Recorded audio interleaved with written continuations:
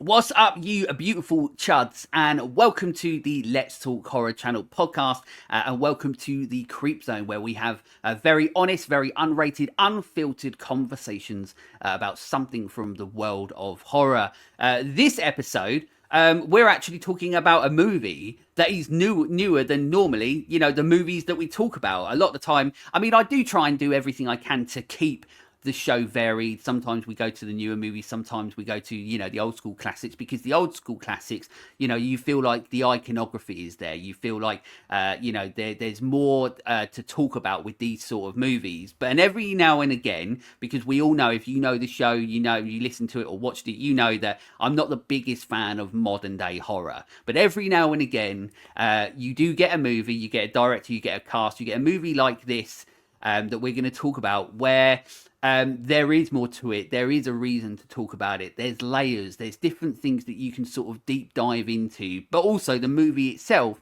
is actually really good. And also it's a movie that ends up starting the career of a well-known now director within horror. But of course, we're talking about Barbarian. With me to talk about Barbarian, my guest today is Sam. Obviously, we all know that I'm going to get this wrong, but Sam is the host of Horror Hyper Fixations podcast. That's right, isn't it? No, you got it right. Well done. There we go. I got it right. But Sam is my guest today. Of course, we've already said how awkward and a bit weird it is talking about the Instagram handles. But of course, we're going to talk about where everybody can find you on Instagram, everything you do over there, all the videos, everything you put out. Of course, the podcast. Basically, you get all the time in the world to promote everything you do at the end of it, as long as you're all right with that. I mean, yeah, of course. I'll probably forget my handles again, but it's fine. Yeah, exactly. I mean, I don't remember anything. That's why literally everything's Let's Talk Horror Channel everywhere, and then it's all right. But other than that, I don't know anything. But yeah, but that's that's life.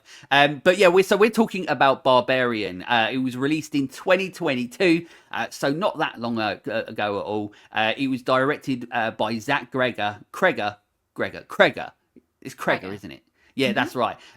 So now, like I already mentioned, he's sort of like a big thing in horror at the moment, of course, with this being his first movie, his second movie being Weapons, that came out last year, obviously to great success. And, it is one that keeps on sort of, so people are sort of talking about around award seasons. Well, by the time this comes out, the awards will be over and it's one fucking nothing. But it's been spoken about in regards to that. But Zach Cregger is one of those people that is out and about there in the world of horror. But yeah, I don't know. I might talk about that a little bit later. But I've got a bit of a gripe with Zach Cregger as a filmmaker, because I'm not sure if he can figure out how to make the entirety of a single movie without making multiple movies in one, which he seems to have done in two movies. So it'd be interesting to talk about that a little bit later. The movie is starring Georgina Campbell, the legendary Justin Long, who's an absolute piece of shit in this, Bill Skarsgård, or who I will refer to as Pennywise in this, Richard Brake pops up, and Matthew Patrick Davis, who plays the mother in this. Now, of course, there are other people, but I'm not going to mention everyone, otherwise we'll be here forever. On IMDb, it is 7 out of 10 and 92% on Rotten Tomatoes. So, as I always say, if you live your life by Rotten Tomatoes or IMDb, and you're like, I've got to watch one that's got a high rating and nothing else, then this one's saying that you should go and watch Barbarian, because it's got a high rating. Not that you should live your life by that, but if you do, go and watch Barbarian. It's telling you should. Google synopsis wise, a young woman discovers the rental home she booked is already occupied by a stranger. Against her better judgment, she decides to spend the night, but soon discovers there's a lot more to fear than just an unexpected house guest. It's all right. It's a Google synopsis. It's not the shittest one, but also it doesn't really tell you anything that happens in the movie, which is a good thing. But there's a lot more to this movie than what that synopsis gives. But with this being a newer movie, I always ask my guests this anyway, and luckily you've already said that you've got a decent story, so it makes sense for me to keep to ask you this. But with the older movies, it's easy. With newer movies, it's not so easy. But when did you first see this movie? So I saw this the first day it came out in the cinema. I hadn't heard anything about it. I hadn't seen anyone on Instagram talking about it, nothing. But I had a friend who'd gone to America a couple of weeks previous, had just gone to the cinema on a whim and sort of went, what's horror? Let's see that one. They loved it and sent me a message straight away saying, oh my God, the perfect film for you has just come out. It's not out in the UK yet, but you'll love it. I know you're going to love it. So I was like, yep, that's all I needed to know. And I was keeping an eye out for stuff about it and I didn't see anything. So when I went into the cinema, I went in completely blind. All I knew was Justin Long was in it. Pennywise, couldn't remember his name then. Bill Skarsgård was in it. And I was sold. So I went in. I don't watch trailers anyway. So, because I generally find they spoil everything. So I went in completely blind and I nearly fell out of my fucking chair. It was just such a shock.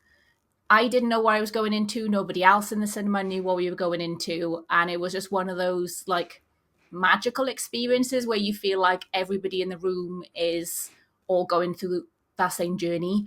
There wasn't loads of people in the cinema. There was probably 10, 15 people because, like I said, it was the first release day. No one was talking about it.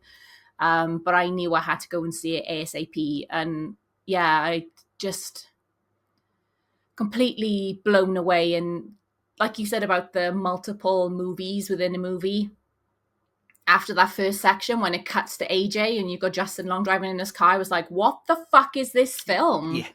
And at the end of the film, I was like, what the fuck was that film? And you could just hear everybody was just so excited. And yeah, it was just something, I know it sounds really lame to say magical, but it was magical because I just didn't expect anything. And I just got punched in the face with this incredible movie out of nowhere. So I know it's not a particularly exciting story, but I don't know many other people who went to see it in the cinema because it was something that just quietly simmered along, and then when it hit streaming, like you said, all of a sudden people were like, yo, what's this film? And they were all talking about it.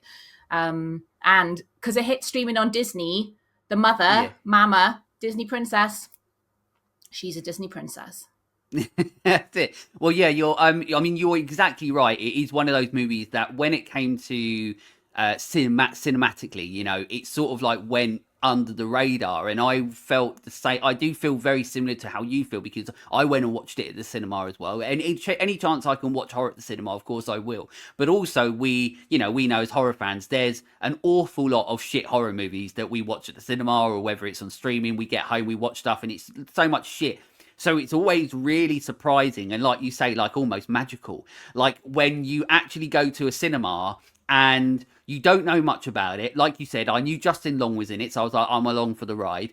But then straight away, obviously at this point, we didn't know like who Zach Cregger was. It was only afterwards that I found out he was actually like a sketch comedian, and he used to do like sketch shows and stuff. He had like a show, what is it called? I think it's something like The Whitest Kids You Know or something like that. But it was a show that I knew about anyway. I didn't know that he was, it was him. But so it's weird that like it's a bit like Jordan Peele stuff, like they go on to make horror movies and you're like, how the fuck does this happen? But why are they so good?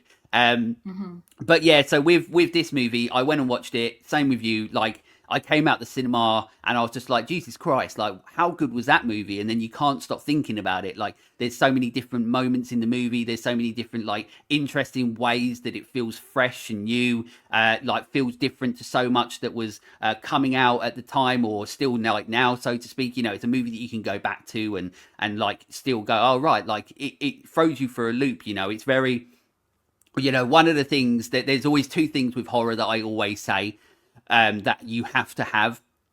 And one of them's being obviously the iconography of the movie. I don't necessarily know how much the iconography of this movie there is. There is some.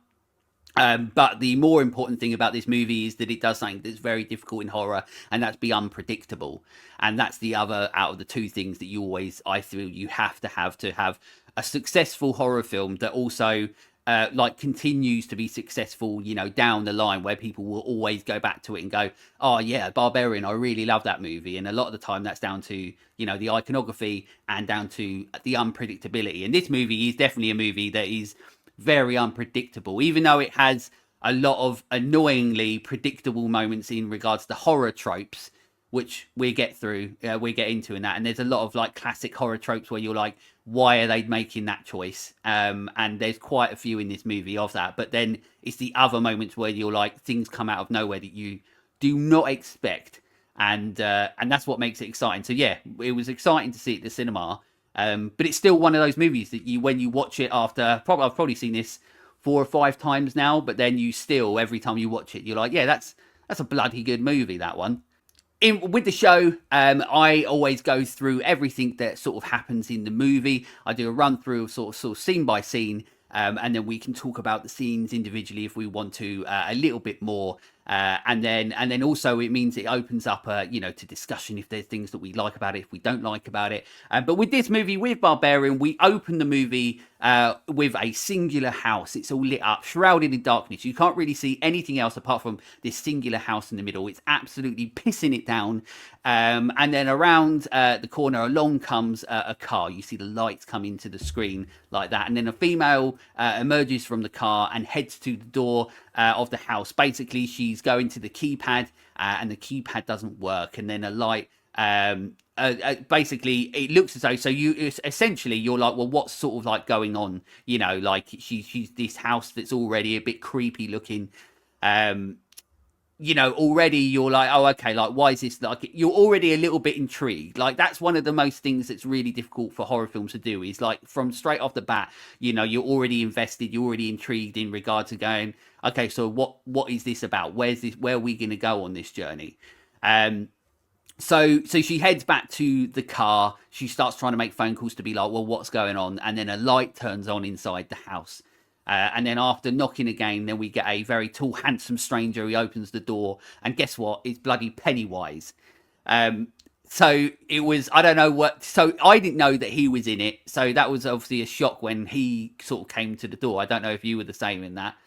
No, I did know he was in it because that was one of the reasons my friend was like, you'll like it because Bill Skarsgård's in it. So wasn't a surprise, but the way his character's arc went, that was a surprise. Yeah. So that's what's really interesting about this. So obviously they're standing at the door. They're having a bit of discussion about it. Obviously it seems that this Airbnb that they've got has been double booked. And then he invites her inside. And then this is sort of like, it's very good, like writing, very good, like a very well structured start to a movie, because it is telling you as a viewer you're supposed to feel one way about something, but that might end up being something completely different. And so it's really clever, and obviously it's fantastic casting. We're getting Skarsgård, Pennywise, because already, if you know horror, then you know that he played Pennywise. So already you're like, already know that he's, a creep. So it's like, it's interesting, or it's very well casted, because already in our brain we're like, so is he going to be like the bad guy? You know what I mean? And I think that that's really well casted, especially to see like where we go next. But yeah, so the room's all double booked. And then it's like a bit sort of, awkward. She goes to leave, but obviously Pennywise, he basically says to her that, she can stay if she wants, which once again is a bit of like a red flag. It could be, it could be the case that he's just trying to be nice, or it could be the fact that he's, the bad guy, the creep of the movie, and she's done one of those stupid horror movie tropes where she probably really shouldn't stay there, for her own safety. But I like the fact that he's they do more things in this to lead you on. Like, a lot of this is all about leading you on. Like, I'm sure you noticed as well, but it's things like he's offering her a cup of tea and stuff like that. Mm-hmm. Because obviously it's all like triggers. Like, in your head, you're like, is he making a tea because he's trying to poison her? All those little things. So there's loads of like very clever little things put in there where it's like, they're put in there to make you once again continue to think that something bad's going to happen to her because of him. Does that make sense? Mm-hmm. And I think he's the perfect casting because, like you said, he's the horror character. We know him from horror stuff. You automatically go, oh, well, he's going to be the bad guy. But then, like you also said, he's very handsome. So he would be very disarming. If you opened a front door to a bloke and it's him, you're going to be like, hello.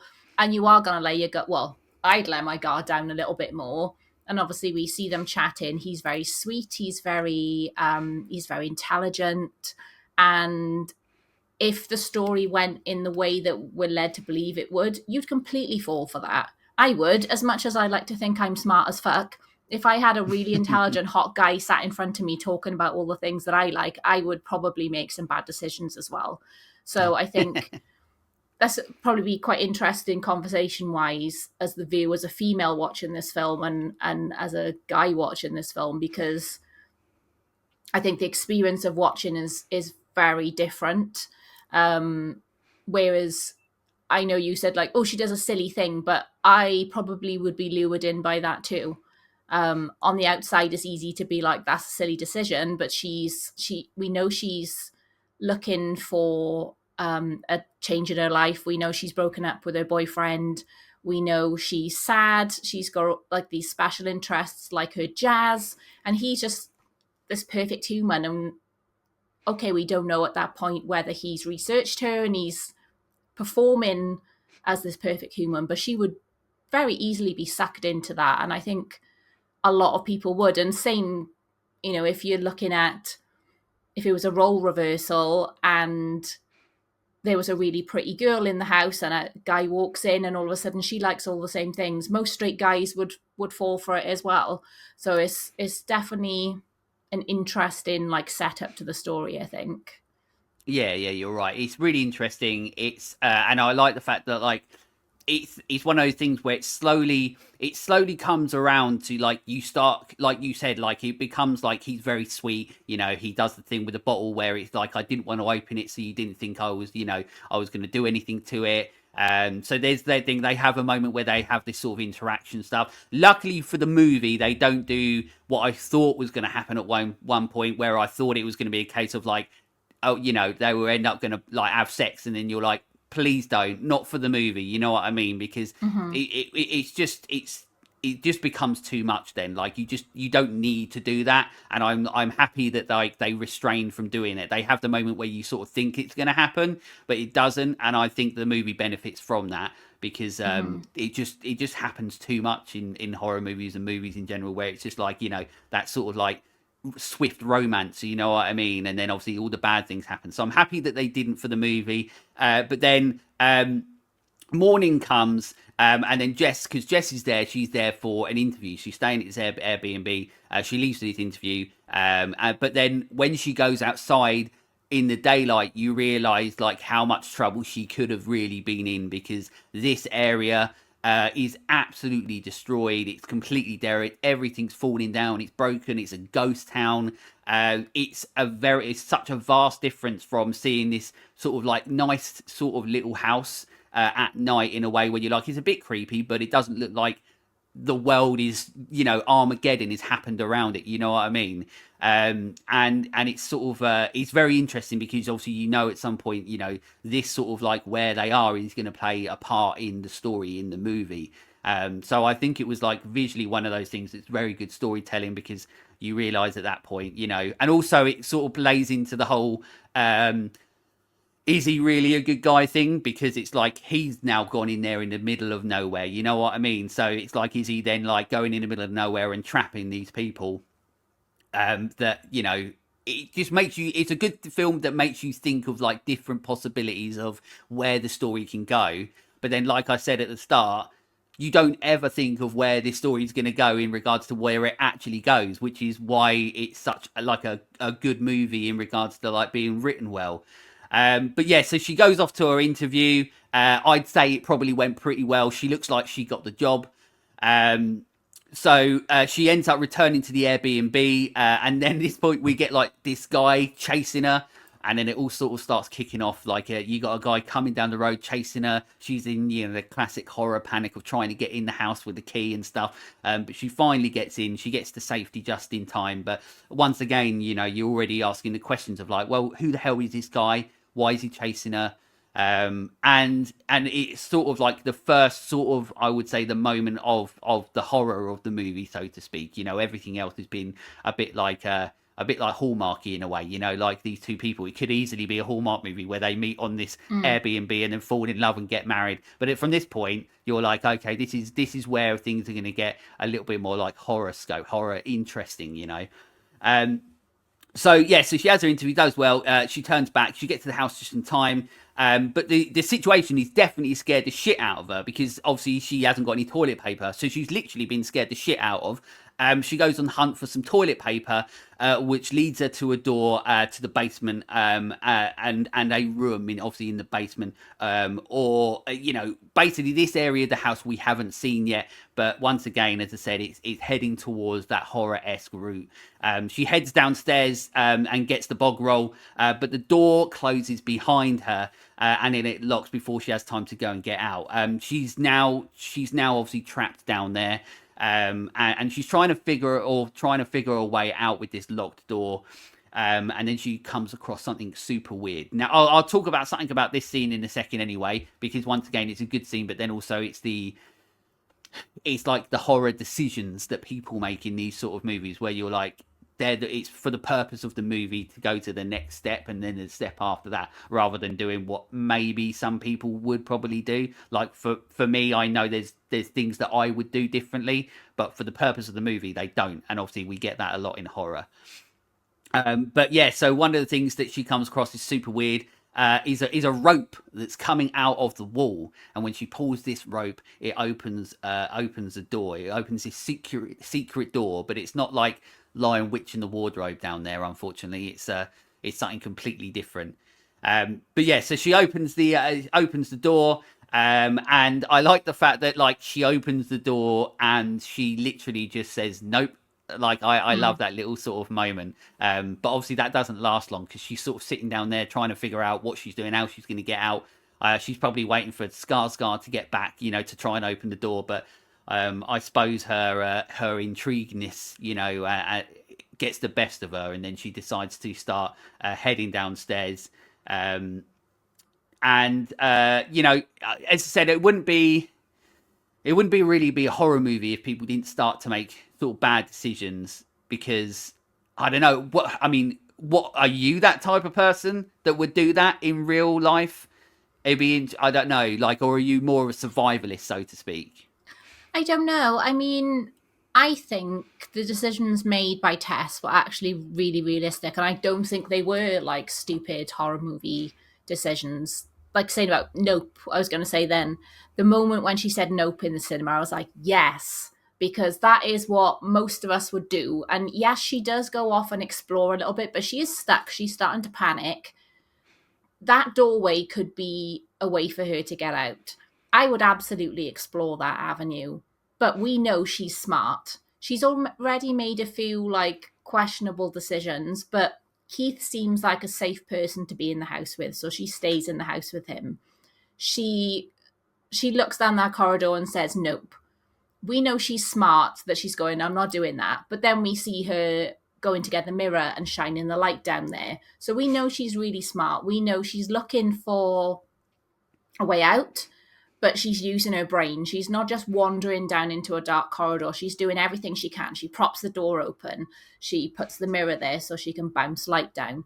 We know she's smart. And for me, I love that representation of a woman in a horror film. Yes, she does make some like daft decisions going down there, but she's scared. She wants to get out, and she's just come up, she's gone down there off the back of being chased down the street by somebody and coming home and seeing that she's in a scary as fuck area, and she's like, whoa, I don't feel safe here. So probably her thought is just to get out and get to her car and leave. So I think actually they're smart decisions. I'd be scared to go down that corridor, but also I don't want to be trapped in this house knowing that man's outside and knowing that, yeah, I got on with Keith, but also what could happen when he gets home. My instinct would be to see if there's a way out of the house and to leave. And I think that's quite relatable for me, but also it feels like a much smarter decision than your horror tropey, oh, she went into the dark room. I don't feel like that was a trope-led decision. I feel like that was actually a really fucking smart lead female character decision. Yeah, I But mean, the that stuff might with be the different between like male and female perspectives. I don't know. yeah, I mean, that's what's interesting, isn't it? Because so like my instinct, so like I agree with you, like there are moments in that scene where it's showing her as a smart person, like the trick with the mirror and the lighting and stuff like that. But it's just interesting to see because, like, I don't know, it's like if I'm in that situation, I think it's like the survivalist sort of thing where it's like I can't. I'm one of those people. I wouldn't be able to sit around. So the first thing that's going is that door or the window. You know what I But mean? she's Like only that. dinky. She wouldn't be able to do that. So she's got to look for her next. She's a very petite little person. She's not going to smash that door down. She's not going to get through that window. Well, the So this is window possibly because there's definitely stuff around that she could use to break the window downstairs.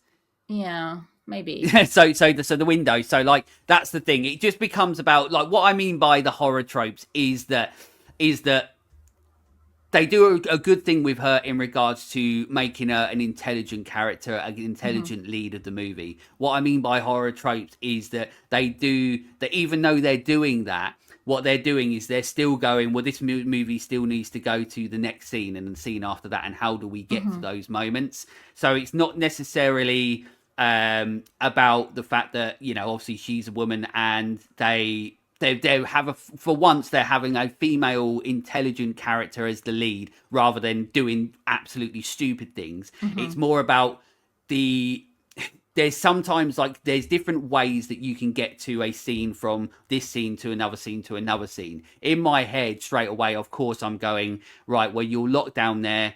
This room, you have no idea what it is. I'm the type of person that probably wouldn't go down there. I would be like the person that's smashing the window, finding a way of smashing a window or finding a way of getting the door open before I go down a hallway. So even though in my mind it's like they've given a good character in regards to like with the mirror and stuff, they're saying she's intelligent and she does go down there and stuff, and obviously she chooses not to go really any further than she needs to. But it's like one of those things where I'm like, maybe show something a little bit different first before you go to the desperation, like maybe show some desperation a little bit more, maybe show her trying to do the door, maybe show her trying to do something more with the window. Maybe like she tries breaking it and she can't, and then you head down into the abyss, so to speak. But they didn't like that. That's my my qualm sort of with the movie is sometimes they don't go those extra steps to they're setting her up to be intelligent, but there was a couple of extra steps they could have done it where you're like, now I fully understand that she understands like how to survive and all that sort of stuff, because she does such a good job of it throughout the movie. But there's just the little moments where you're like, okay, show those extra steps, even if it's a 2-second thing where you've got to try to jam a knife into a door, or you've got to try to, do something with the window.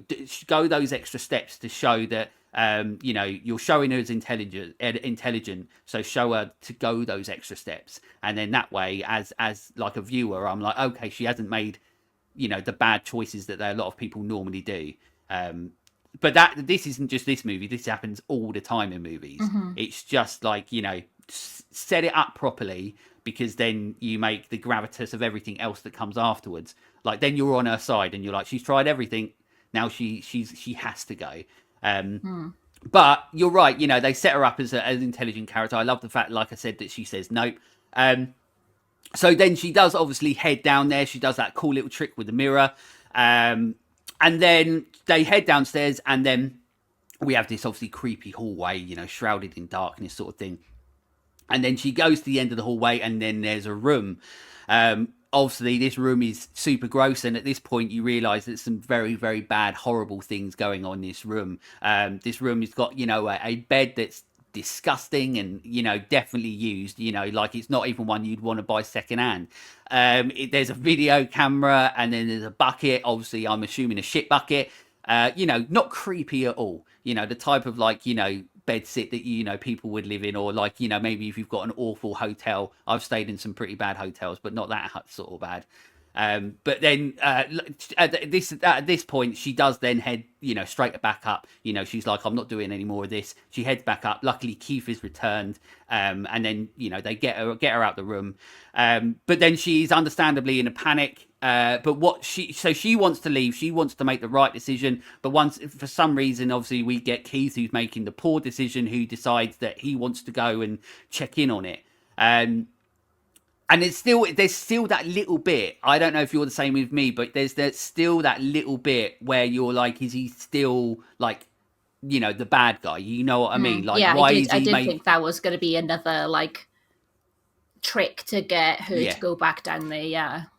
Because once again, it's one of those things that's a little bit weird that, like, I don't know, but like once again, it leads into like, the differences or the different sides of ways you can see this movie, from a male or a female perspective, which is really interesting, but even as a male, like, I'm like, that's a stupid fucking decision that he's making, that you're like, okay, like, just take her word for it. You don't know this sort of thing, and maybe, leave with her, and then you can always investigate it or get the police to investigate it. You know what I mean? But he decides to go and investigate it because, he's a mug. And also at this point, we're still like on a little bit of a fence to as to whether he is, still going to trap her, whether it's the room down there that he's created. But Keith goes down there. She's waiting for him. Obviously, time is passing. Something's gone a little bit wrong. Either that or, once again, he could be down there waiting for her. But then Keith isn't there. And then the camera pans and we get like, basically we get like another door that they find that leads to more stairs that go further down into, and it's essentially like, tunnel system underneath. So once again, it's one of those things where you're like, don't do it. But then she starts hearing Keith at that point as well. So you hear like a distant voice of Keith in the background, where obviously he's calling out for her, and you can see it in her face, in her performance, like she doesn't know. She's very conflicted. She doesn't know what to do. She doesn't know whether to run for the high heels and go and get some help, or whether she, wants, she should go and help Pennywise. But at the same time, once again, you're still like, is it all a trick? Is it all a trap? And so it's very cleverly done at this moment. But she does decide to head down there. All the while, every now and again, you can hear Keith in the distance. She keeps walking down this hallway, and obviously the stairs are going deeper underground. Not the Jamiroquai song, although they could have put that over top, it would have been brilliant. But she's heading deeper underground, and then before we know it, out of nowhere, Keith emerges from the shadows, and then suddenly a giant monster lady, just like something that you see in like these crazy, like scary computer games that I can't play. She comes out, grabs Keith's head, and then smashes his head to a pulp against the wall. And then, obviously, needless to say, he's definitely dead. That bit comes out of absolute nowhere, and I loved it. I remember sitting in a cinema, and I was just like, amazing. Like, how cool is that? Like, because I love it because it's, it reminds me of movies like, say, I don't know if you've seen it, like When Evil Lurks and things like that. Like, one of my faves. Where it's instantaneous. Like, I love it when it's, once again, it leads into the unpredictability of it. And at this point, we've only really had the inkling of like something's wrong, but because of, Pennywise, because, we don't know whether it's all a trap. We don't know whether he's playing, this nice guy and this is what he does to people. But it's at that moment that not only do we realize that that's not the case at all, but his face gets completely smashed in, completely caved in. It's like to a pulp. And then at that point, you're like, shit, like Pennywise isn't the bad guy. His face is all caved in. It's instant. It hits you straight away. And then also now, like, the film's got like a giant lady monster thing in it. Don't call her a monster. She's beautiful. Leave well, her that's alone. the thing. At that point, she's she's the monster of the movie. But obviously, when we get, and as further we go into the movie, and of course when we get to the end, she's far from the monster of the movie. There are other monsters. And talking about monsters of the movie, that's where we lead into the next scene. Who we get one of the true monsters of the movie. So what I loved about this at the cinema is that basically we get like a reset, like the film resets and it fades to black. And then next thing we know, It just basically, you know, with Justin Long, he's driving this super fancy car along this beautiful beach road. You know, like he seems like he's having the best time in the world. But it's pretty swiftly that he gets a phone call while he's in the car. And obviously this phone call is not a good one at all. But basically, from the understanding at that point, you're basically getting, he's got a phone call from, is it his lawyers or something like that, or his publicist, something like that? Yeah, I think it's his management or his producer of the, because he just picked up a film, and he's just directing a new film or a new series. So I think it's probably like his producers or his publicist. I'm not sure exactly. Yeah, and basically he gets a phone call, and basically it's a complaint that's put against him, like regarding a sexual assault. And at this point, then you're like, oh, okay, like so this is the character we're with now, like, where's this guy's journey, and how is it all gonna sort of interconnect? You know, like you can't just have a movie end it on, you know, like it's not an anthology. You know what I mean? Like, I mean, if it had been an anthology, well, I suppose it would have been a bit, you know, it would have been interesting, but. I wasn't aware that it was going to be like an anthology where we were just going to end on Pennywise dying. That's it. We assume Tess is dead or whatever, and then it cuts into like a completely different movie. But that's sort of like how it feels, because, you know, as I said, it's a completely different tone. But as I said, almost straight away, this complaint's, you know, been put in against Justin Long. Straight away, it's almost the, you know, almost is, you know, a bit like the Pennywise sort of thing at the start. Bill Skarsgård, I keep calling him Pennywise, but Skarsgård, it's like, once again, you're like, okay, like, is he a bad guy, is he a good guy, you know what I mean? But with this as well, we're only just introduced to Justin Long. He's had this complaint put against him, and you're okay, oh, okay, like, so where's this gonna go? You know, how much of a, you know, piece of shit is he gonna be, or is it something completely different, you know? So once again, it's good writing. It's really interesting to see like where we go. Obviously, you know, from this point onwards, you know, with Justin Long, the start of his journey is like this happens. We learn that this obviously, you know, career wise is obviously going to destroy him, as it should. And monetary wise is not going to be good for him. So this is where we get the connection that he owns some houses, and one of the houses that he owns happens to be the house that where Tess and Pennywise and the giant lady who smacked his head in, Princess Mama. Is the Princess Mama. That's it. But that's the house that he owns. He owns, and then you're like, well, once again, clever. This is how they're connecting it, and this is where the storylines are going to start merging. And I really like that. I was like, you know, I genuinely sat there and I was just like, oh, is that the end of that? And then we've got something completely different. And, you know, is this a different time frame? Are we going to learn something? But I like the fact that he turns up at this house, and, you know, all the stuff is still there. You know, Tess's and Pennywise's stuff is still there. He's like super pissed off that someone's still there. But yeah, you know, the more and more time that you spend without everything that's sort of going on, the more and more time that you spend with Justin Long in these moments, it's more where you're like, this guy's a fucking dick. Like the way that he speaks to people. There's a moment he's speaking to his like mum on the phone when she's there, and he's almost like pushing her away, you know, on the phone, and being a bit of a dick to her. You know, the way that he talks to people, the woman on the phone that he's speaking to in regarding to like the house that obviously he owns, like you're getting more of the sense that he is an absolute douchebag, you know. And I think that it's so interesting when you get Justin Long in a role like this, because I think this feels like, it feels a bit, he always is one of those people that's really good at playing like a douchebag.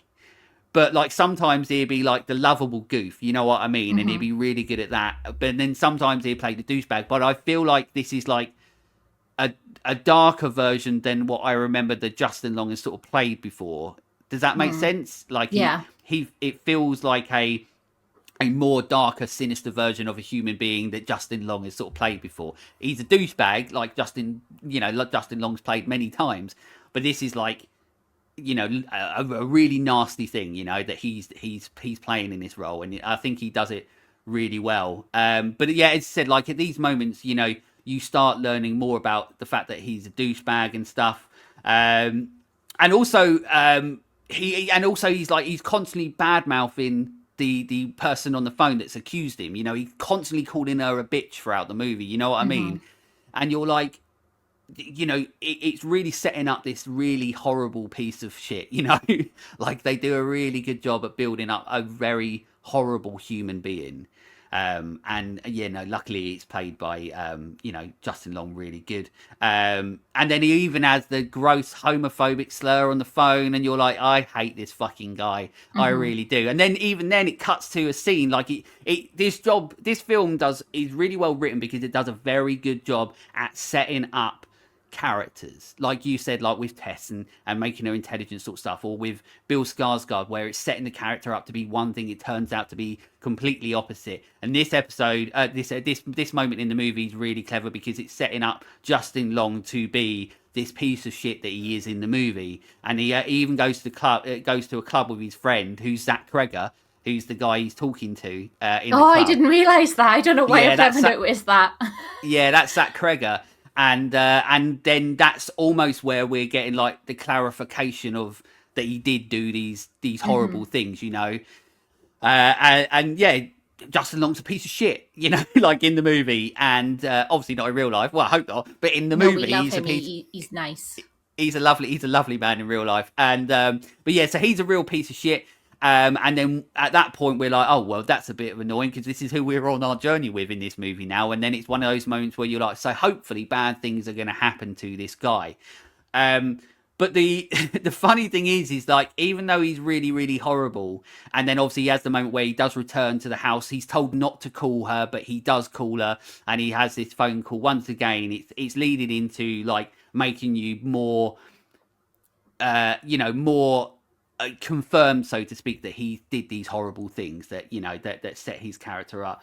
But then the problem is that even though he is the horrible piece of shit that he is, then we get like a scene that is unfortunately hilarious, that you're like, I hate this guy, but he gives one of, probably the biggest comedy relief of this movie, where he decides to go down to you know, go through the basement door and stuff like that, and then he finds the door that Tess obviously found, and then instead of, you know, doing the whole like, you know, the horror-esque side of it, it's where it turns into a bit of a comedy, and he goes to get a measuring tape.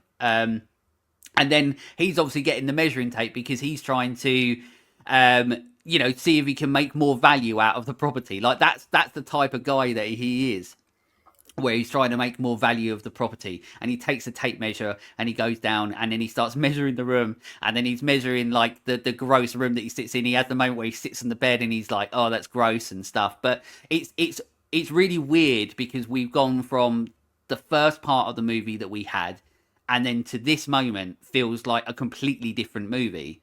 So that's really interesting. And then he finds the other door that takes him even further. And once again, his mindset is exactly the same. Rather than being terrified, he's like, oh shit, I'm going to make more money on this house because I can now say, like, you know, it goes underneath and everything. So I don't know. Did you find that bit funny? Or, you know, I mean, I think it's hilarious. Yeah, I think it's really funny. Like, he's Googling, like, does basement space count as square foot or wherever it is. Yeah, it's really funny. But like, one of the reasons I mentioned about how smart you realize Tess is when she thinks about things before she goes down the corridor.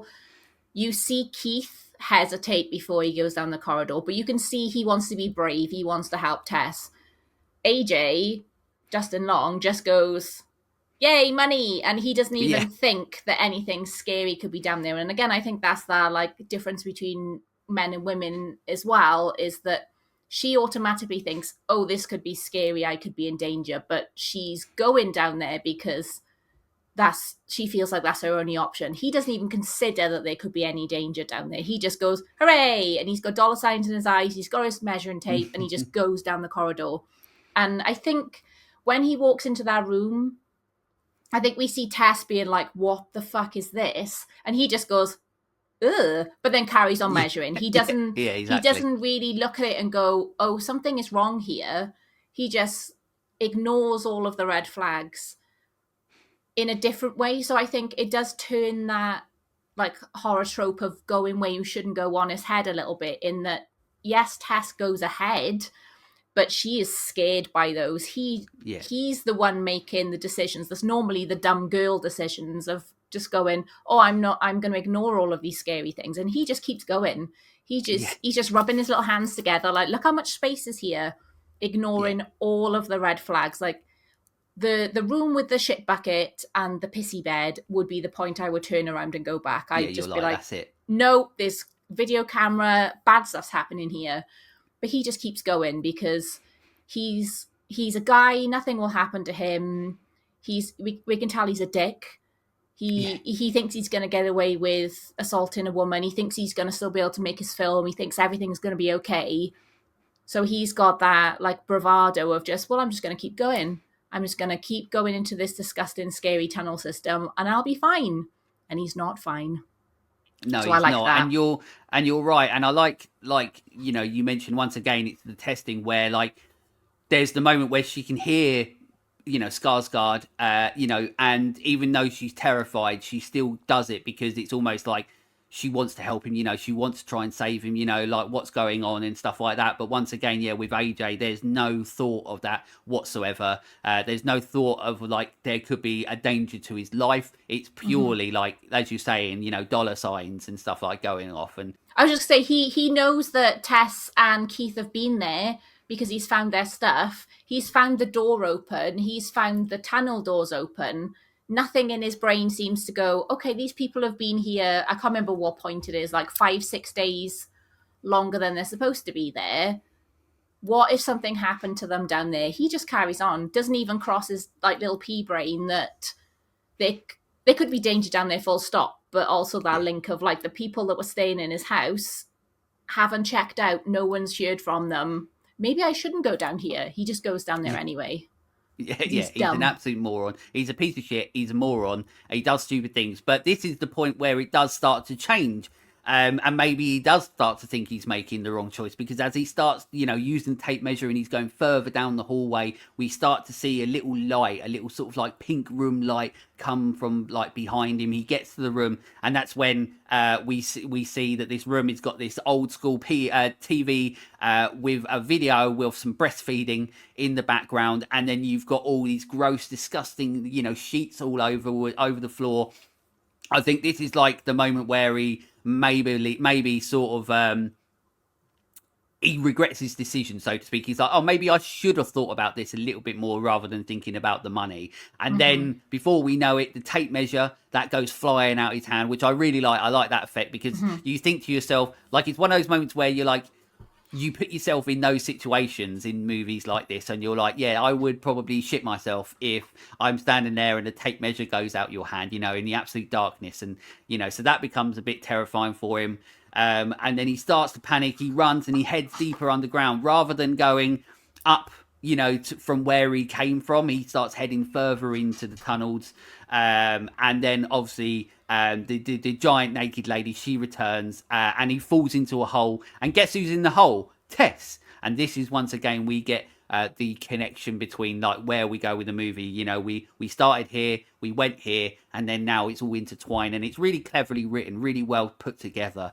And then before we know it, we cut away again and we get another movie. The movie completely resets because then we cut away to a very familiar looking house, but it's all very nice looking. It's all very gorgeous looking, very like Edward Scissorhands-esque, you know what I mean? Like it's all saturated, all really nice looking. And then from the door emerges Richard Brake, which obviously is somebody that tends to be never the nicest person in many horror movies. Fantastic actor, absolutely terrifying.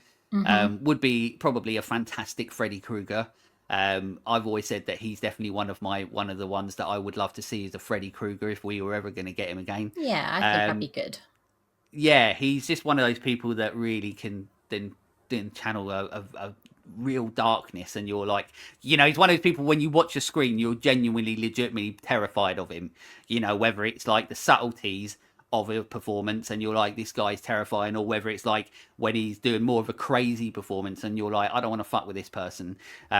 So yeah, he would be a good Freddy Krueger, but he's very good in this movie. And I like the fact, like, like even the way they film this is different. So it's like almost filmed like a Grand Theft Auto computer game, like where the camera is like set behind him and like Mhm. you're following him, and it's really like it's really weird because this feels so different to everything that we got before, you know, like with it where it's all colorful and everything like that. But then you know but also you're a little bit confused as like what's happening, because you're like, hang on, where the fuck are we, like what's going on? But then you start to understand a little bit more that you're in the past, and he heads to a store and he's buying diapers and baby stuff. And Richard Brake, as I said, he's really good at playing these sort of like really creepy characters, that you're like, he's one of those people that you already know, like there's going to be some bad things that are going to happen because he's in it. um and then he does get obviously creepier because he ends up spotting a woman who's getting into her car, and then he follows her home. He puts on this like fake uniform once again. Like this, I don't know if you're the same as me, but it's when you get this segment, it's almost like I find it like very uneasy, like really uncomfortable.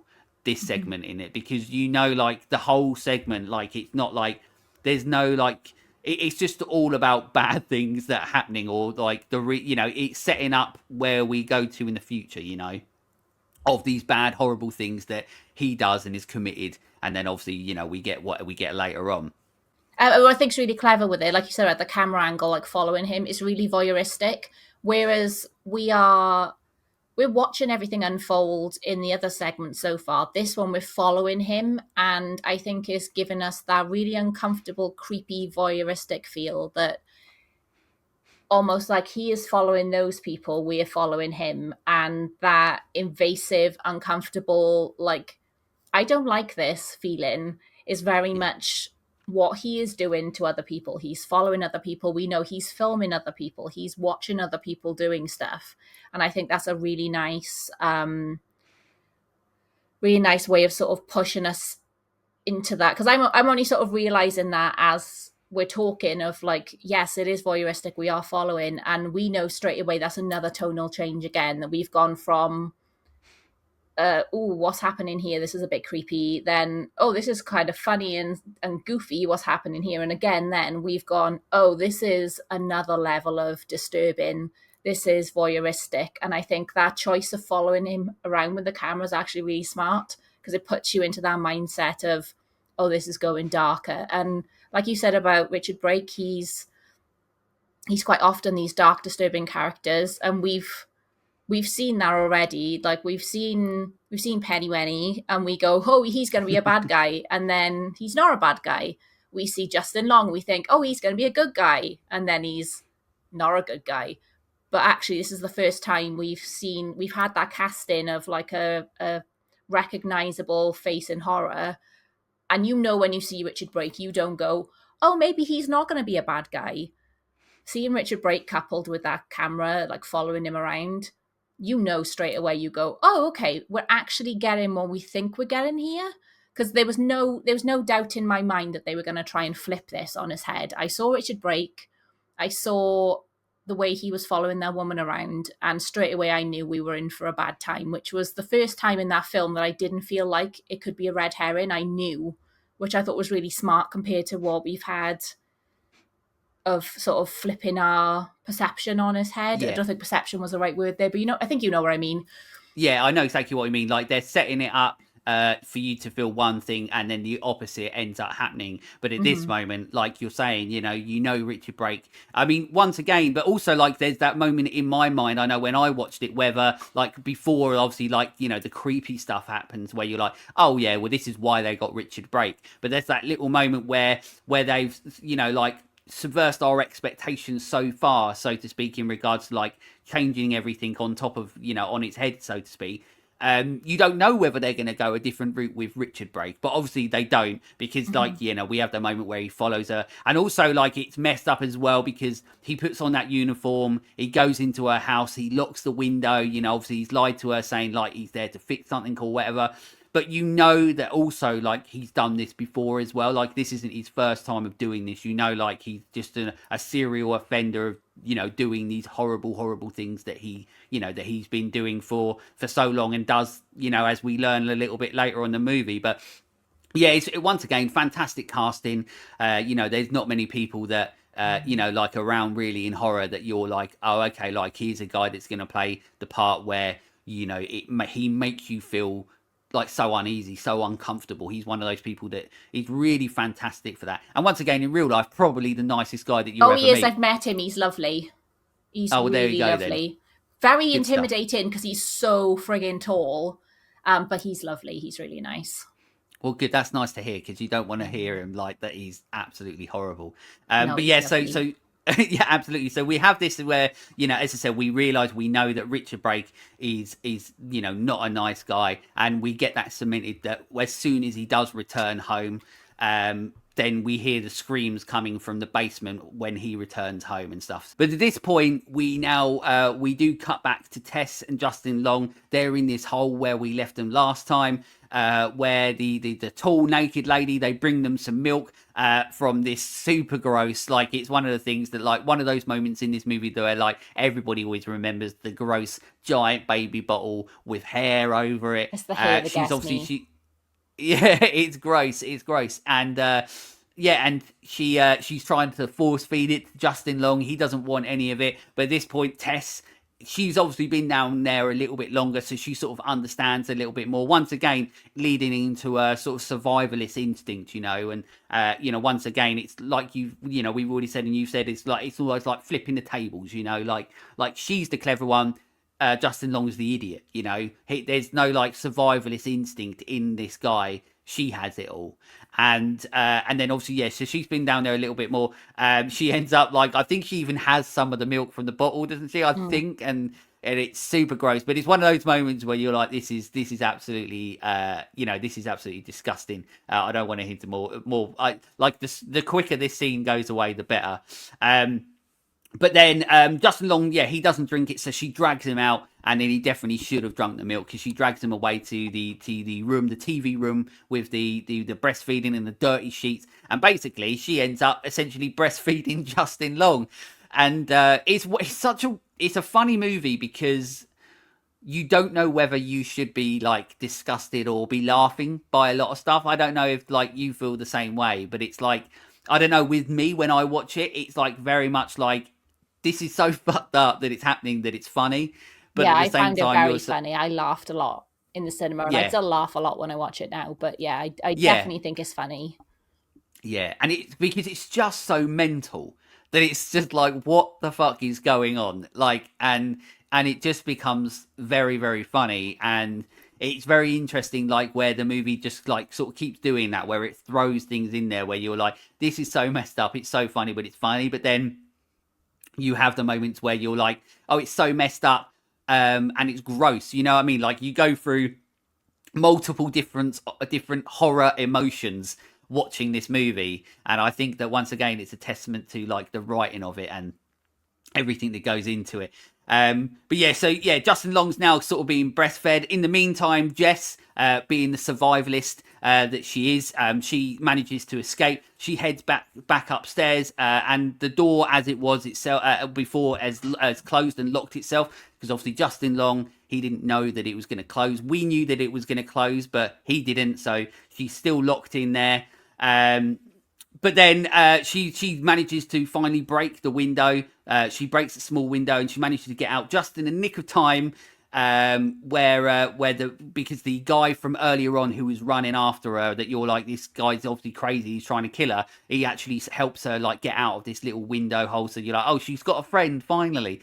So she's got somebody that's helping him out. Then we have that really cool shot where the lady, the giant lady, she's basically sort of comes out of the window, the little window, you know what I mean, and she's trying to grab, and it's just because everything is so like I always say it's like those computer games that you get now that I just say I can't play because they're too scary, where you get the giant people, you know what I mean, with the larger limbs and everything, and it's just like so creepy, because it takes on this like otherworldly look, like it's not normal, and she does that. They do that really cool shot where she's sort of like almost reaching out at you through the camera. Like it would have been great if they'd done 3D glasses of that shit. you know, like, and you got her reaching out of you, you know, like an old school Friday the 13th movie. But I do really like that shot of her. But then, you know, so Tess manages, she manages to get out. So Justin Long, he's still down there. Tess manages to get away. She's speaking to this guy that we saw earlier. He basically has helped save her. But once again, like it shows Tess as a person because she wants to go back in and help to get Justin Long out, as she did with Pennywise earlier. She wanted to help him. Even now with Justin Long, she wants to help him. But he's basically telling her, like, he knows the horrors of that house, right? He knows that everything that obviously went on there, the things that we know already, the things that we don't know. He knows all these things, and obviously he's telling her not to go back into the house. But we cut back with Justin Long because it's like almost wherever this, like, the, you know, the giant lady, wherever she is, the other person is trying to escape. So it's sort of like back and forth, back and forth. So now Justin Long's trying to escape, but once again, rather than like going upwards, he's heading further into these tunnels. And then we come across another door, a door that we haven't seen yet, and he goes inside, and in this side there's an old man who is obviously, you know, super sick on a bed. You know, he's seen better days. And that old man on the bed ends up being Richard Brake. Which I didn't, once again, unpredictable. I didn't see that coming. I didn't know where they were going to go with the Richard Brake sort of story, like whether he was going to pop up again, whether he's just going to be dead, and this was going to be like a creation that was just left down there to grow and be what it is, and then obviously, you know, people would come in and then this lady would kill him. But I didn't know at that point we were going to see Richard Brake again, so it was really interesting that, like, he's here and stuff. So Richard Brake is there. Jess obviously is elsewhere. She's now trying to get. This is the moment in the movie where it's going back and forth quite a lot, like a lot of chopping between back and forth between what's happening with Justin Long, with Richard Brake in the room. We're also cutting to Tess, who is now trying to get help. And she won't get any help. Basically, the cops won't help her at all because assumingly they think that she's a druggie now, because she's, you know, everything that she's gone through has made her, you know, a bit disheveled, and they don't want to help her because they think that she's, you know, part of this, you know, as we said, like, everything now is almost like Armageddon in this sort of town. It's all derelict and broken, and they just think that she's part of this. But obviously we know that she's not, and the cops won't help her at all. But as I said, we keep on sort of like cutting, back and forth between them, between her trying to get help, and they don't help her. And then obviously, you know, Justin Long, he's coming across these tapes in this room. And then it's one of those moments where you see those tapes and you know that there's nothing good that comes of that. You know what I mean? Like, they're not like family home videos of him and, you know, having fun. You know what I mean? You know that they're going to be some fucked up videos. So you know that nothing's going to be on them.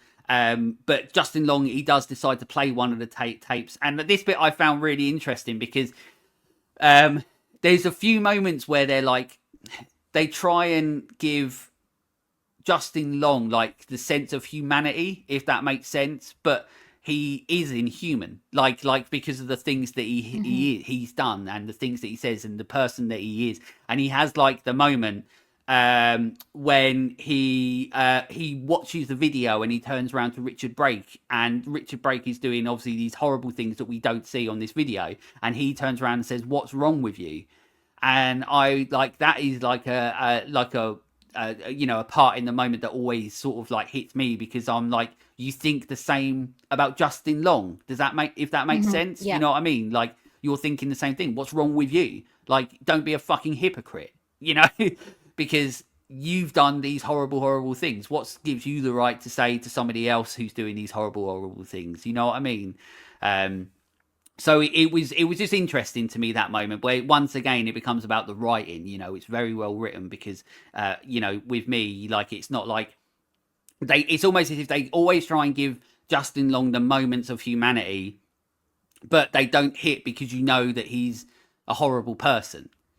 So yeah, he's a piece of shit. But then, yeah, as I said, it's a bit of humanity, a bit of morality, but he says the thing, and as I said, you know that this guy's done horrible things, Justin Long's done horrible things. But then the old man reaches for a gun, and then you're like, no, like, as much as I hate him, you're like, Justin Long's gone. Like, he's going to get, Justin Long, this is where he dies. But the old man, Richard Brake, he decides to shoot himself.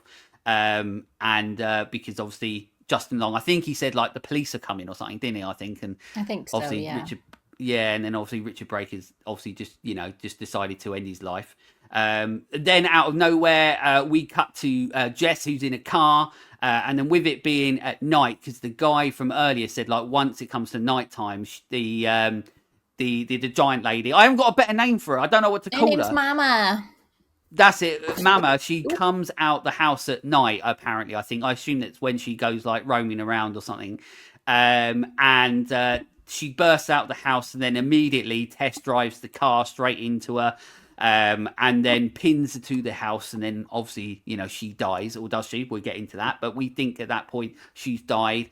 And also it's like the little sad moment in it as well, because you see like the look on Mama's face as she's like fading away, so to speak, and there's like that humanity behind her eyes, so to speak, and that's when you're like, oh, okay, like there's a human there, you know what I mean? Like, rather than, because they don't really go into too much in the movie, you know what, like they don't really explain too much in the movie about what all this is. You're just sort of almost left to try and figure it out. Does that make sense? Or do they? I don't really know, but I think a lot of the movie is about figuring it out. I think they give you enough to work it out. Like, at the point we see Richard Brake buying nappies and milk and stuff in the house, I've gone, right, okay, he's got a woman trapped, because we already get bad vibes from him. We've already seen the videos of like how to breastfeed, how to raise a baby. We've already seen all of that. And we've already seen Mama trying to, I think, we've already seen Mama, haven't we, at that point, trying to feed them with a bottle. And she says she just wants you to be her baby. So straight away I went, oh, bless her.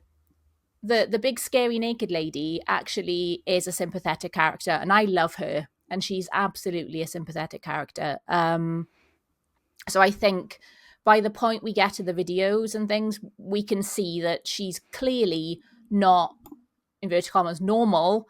And I worked out at that point then of like, oh, okay, she's clearly inbred. She's one of the children that he has had at some point. I'd imagine there's probably an element of there being boys being born and they've been ditched, killed, whatever's happened to them, and he's been keeping women there. So I don't know how old Mama is, but she's definitely at least 2 generations, I'd think, of inbreeding, which is why she looks like she does. She's got fucked up teeth and she's all gangly and stuff. She doesn't look normal. So yeah, I picked up quite, not early into the film, but sort of what was going on there as with it her. went on. Yeah. And yeah, bless her. I love her. I think she's say about like iconography. She is an icon. Mama is an icon. I love her. Sadly, not enough Barbarian merch out there, but if there was, there would be pictures on the wall behind me with Mama on, because I love her. Like maybe doing different things, like at a carnival or things like that, you know. Aww, like that'd be nice. Like her and her little adventures, like selfies of herself, like in different places. Like today, I went to a farm and I fed some goats and things like that. But unfortunately, by the end of this movie, that shit's not going to happen, unfortunately. But but yeah, so obviously, she gets run over. She's trapped between the house. So then we get a scene that like is it's one of those scenes that happens next where you're like, I don't want it to happen, because you know that nothing good is going to come of this scene. So it's almost like, once again, you're cutting between Justin Long, who's going around with a gun. You've got Tess, who's gone back into the house, who's trying to find Justin Long. And the problem is like I said, at that moment, you're like, that when those paths meet, it's not going to be a good thing, because Justin Long, obviously, he's got a gun. And at that point, you're like, that there's going to be head-on collision, and it's not going to be good for Tess at that point. Even though she's the one that is trying to help him, she's doing everything she can to help him get out and survive. But once again, like, it's something that's going against her because he comes around the corner. You see like a light go off at the end, you know, the gun sound. And then you realise that obviously Jess has been shot. Justin Long, he does though, he picks her up and he gets her out the house. But then as soon as they leave the house, Mama's not there, and you're like, oh, she's not dead, she's still alive. So where is she? You know, like, what's going to happen here? So once again, it's like it's building up the tension, the dread, like really, really well. And then obviously Justin Long, like, it is a moment where once again, like, it's the moment where they're like humanizing, so to speak, but you don't know why he's doing it. You know, like, everything he does in this movie is almost like he's doing it because it works for him. You know, like, everything, like, it's almost as if, like, does he pick her up because he genuinely feels bad that he shot her, or does he pick her up because he's just like, oh well, I can't shoot somebody and leave them because then my career. You know what I mean? Like, everything, it always feels like a purposeful decision for him. To benefit him, rather than it being like something that's going to benefit somebody else. Like, for example, saving Jess isn't necessarily his prime, you know, even though he shot her, saving her isn't like the first thing that comes into her head. Maybe the fact that it's a good story for him and saving somebody. Oh, absolutely. That, like, you know, the last moments he has in the film is him being self-serving. He is doing what he has to do to save his own hide, and I just don't think any of his motives in the film are good at all. No, absolutely. He's just a genuine piece of shit. And then Tess and Justin Long, they head down the street, and then the guy from earlier that helped Tess, and obviously at the start of the movie we thought he was going to be just some very scary man. He basically, they help. Also, I don't know if you noticed as well. So, you know, like, Quentin Tarantino is fucking weird, right? And he's got a fetish for feet. I think that Zach Cregger might have a fetish for bulging eyes, because we saw in this the guy that is like the guy that's helping him. His eyes are like bulging eyes. And then on weapons, we also see that, like, all the characters, like, you know, when they're getting, you know, all the whatever it is, when Aunt Gladys is doing what thing, their eyes start bulging. Mm-hmm. I reckon if he puts it into another movie, I reckon that's Zach Cregger's fetish. If in Resident Evil, which could happen, these zombies have got bulging eyes, I that's when I start getting a little bit concerned for Zach Cregger. I think it's just a really easy way to make people feel uncomfortable because it looks so wrong. And I think there's that everyone hates eye trauma, and I think there's that thing of like, oh shit, what's gonna happen? Are their eyes gonna explode? Are their eyes gonna fall out? And I think it's a really easy way with doing very little to put you on edge. I think that's probably where it comes from. But yeah, I hadn't noticed that until now. Yeah, bulgy eyes fetish. Zach Cregger 2026. That's what it is. But then we also get, like, this is a little bit moment where, like, they're having a bit more about a conversation. Once again, it's like a misdirection in regards with Justin Long, like, cleverly, because this is the moment where, like, he's almost like the realization of what he's done wrong and the things, the things that he's done in the past, and you know what I mean? Like, there's the moment where he's having that little bit of a speech, but then we get a moment that I love in the movie, very similar to, like, the immediate, like, response that you get when Pennywise's head was getting smashed against the wall. And we get that moment, like, once again, it's a comical moment. Like, you can tell that Zach Cregger came from, like, a comedy background with some of these moments, because we get the moment where the guy's sitting there like, I've been here for however many years and she's never found me. And the second he says it, she comes smashing through this giant, like, concrete wall or wherever there are. Like, and she grabs him and, like, rips his arm off, and then starts hitting him with it. And I love it. I love moments like this in movies because, one, you don't see it coming. It's, like, incredibly unpredictable. And the way that it happens and how immediate it is and how, like, violent and ferocious it is, like, that's what I love it when they have moments where, like, because you don't have a second to breathe in that moment. Like, it's just instant. Like, it happens. And she, you know, Mama's using his own arm to smash the shit out. Like, it's so Good funny. Yeah, good for her. Yeah, yeah. Like at this point, you're sort of like, you're on her side really a little bit, aren't you? Like, you don't want anything bad to happen to Jess, but maybe if things happen to other people that deserve it in the movie, then so be it. Um, so yeah, so she comes smashing in. It's absolutely hilarious. I love this moment. But then once again, like it's interesting because Justin Long has this moment where he's like almost like talking about the things he's done wrong and stuff. Once again, trying to give that like slight humanity to his character. But then the first one to leave the room is Justin Long. He fucking legs it. So he's just like, he's gone. Jess is obviously following him, slower because she's been shot. He really doesn't give a shit about it. And then this is the point where they start heading to the top of this. I don't know what it is. It's like a water tower or something like an old water tower, something like that. They're going up. Jess, as I said, he's slowly, following behind, but Justin Long doesn't really give a shit. They're heading higher up. But this is where Mama, she's on pursuit as well. You start seeing her coming up as well. So you realise like there's like almost at this point, like I remember sitting there going, how's this going to end? And I don't think, and knowing the movie, it's not going to end nicely because they're now like they're going to somewhere basically that they can't escape. Like there's no like stairs on the other side or anything. They go up the stairs and then that's it. They're trapped up there, and Mama's coming. So that they're like how is this going to unfold? And it's really interesting to sort of like you're sitting there and you're like what's going to happen here? As a viewer, where are we going to go with this? So I really like that. This is where Justin Long, he's already at this point done what he done earlier on in the movie, which would be an idiot because he's got butterfingers and he's dropped the gun, which doesn't help. The gun from the top drops all the way down to the bottom, but he does it for a good reason in regards to the story. But Justin Long, he's there, he's at the top, and then once again, he decides to basically continue to be the biggest piece of shit that's ever existed by essentially deeming Jess expendable and decides to throw Jess off the top to essentially save himself after all the little moments of humanity they're trying to get into him. There's no saving someone like Justin Long. He's just a through and through piece of shit. The only thing in his mind for survival is himself. Everybody else is expendable. Nothing matters. He's always going to be one of those people that's always right. He's never wrong.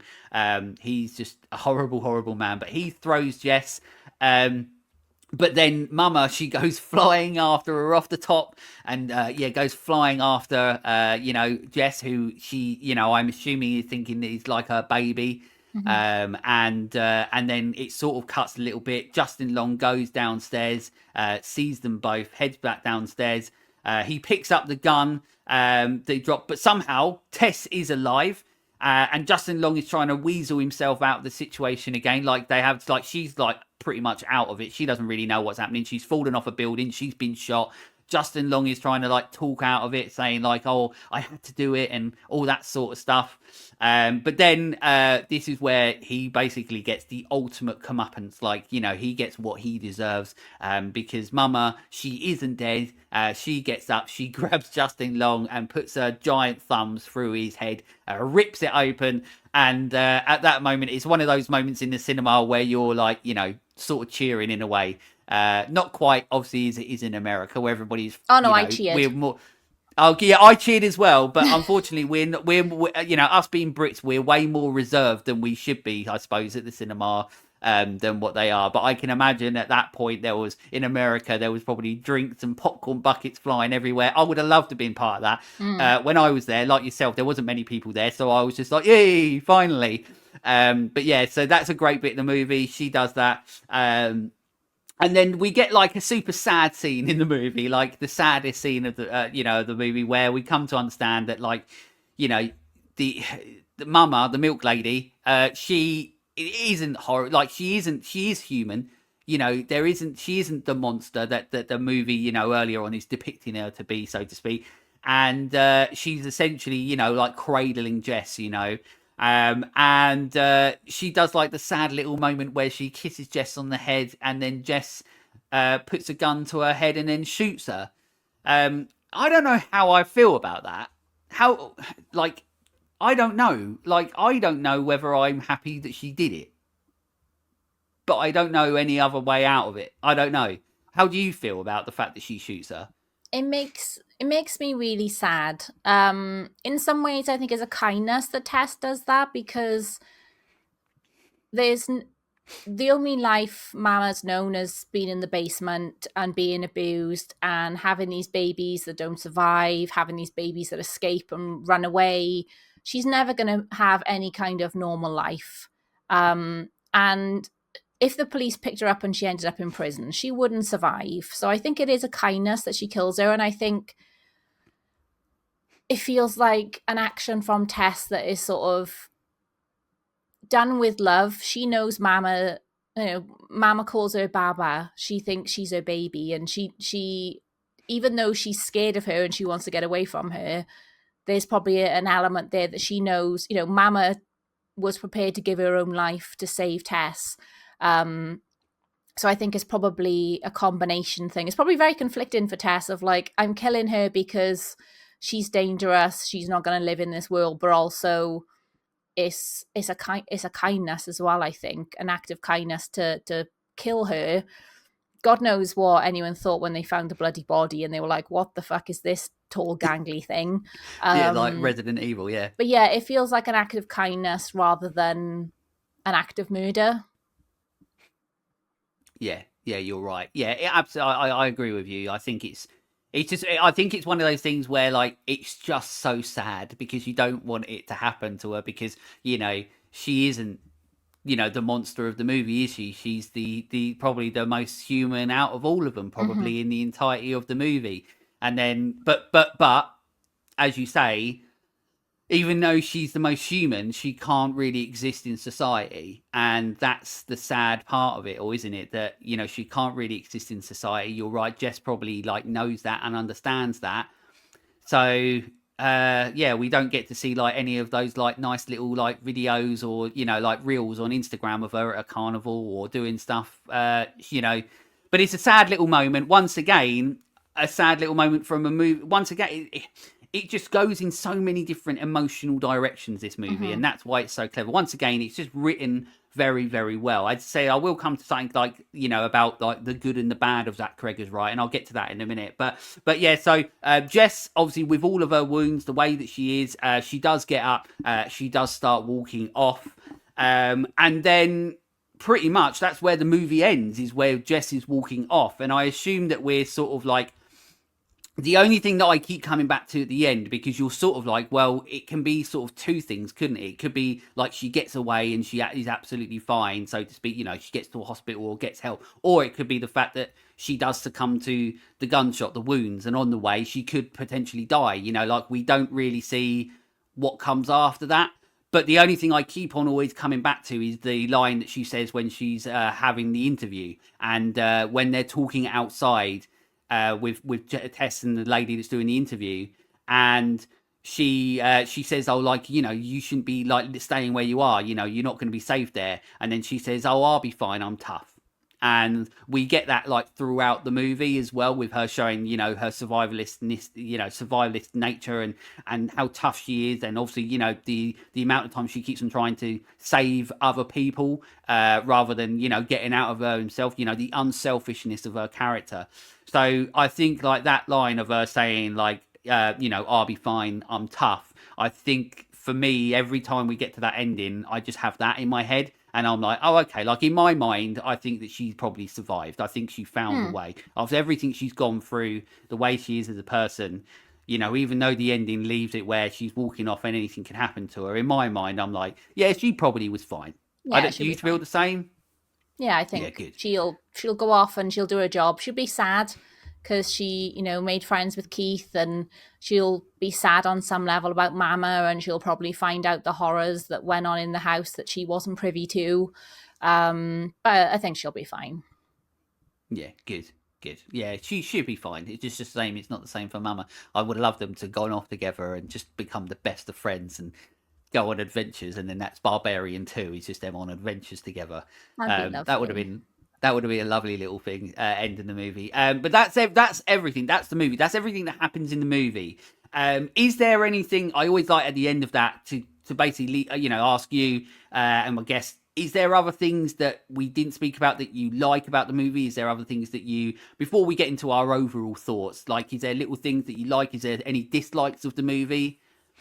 Yeah, I think we didn't mention when the film ends. You know, there's a big like jump to black, and the inclusion of "Be My Baby" as the closing Oh, song. yes. Like in the cinema, Yeah. that had a really big reaction of just like how abruptly the film finished, and then that song is you know, it is very much the period that Frank is operating in, that sort of 50s, 60s like pop song. And it's a very happy, jolly pop song in comparison to everything we've just seen. And I think that was a really, really nice way to sort of cut the film, but also keeping that balance of horror and comedy. It's not a horror comedy at all, but there's a lot of, like you said, there's a lot of comedy in that film. And I think that jarring moment of going, oh my god, she's just killed it. Oh, okay, Be My Baby's happening. Loads of people were like, what the fuck, in the cinema, like looking around, like, is that the end? Because we'd already had that moment with a smash cut of Pennywise having his head smashed in, and then we've got AJ driving the car. We've already had that. So I think at the end of the film, people were like, oh, is that it? And then we get the credits roll. So I thought that was a really nice way of sort of following the themes in the film of watching horrible stuff happen and then have a really jaunty song afterwards. I really like that about it.